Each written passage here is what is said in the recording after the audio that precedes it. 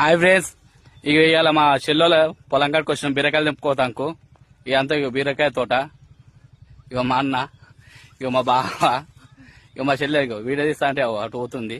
ఇక బీరకాయలు తెంపుతాం, చూపిస్తాం. చూడండి ఫ్రెండ్స్ ఇగో బీరకాయ తెంపినాం.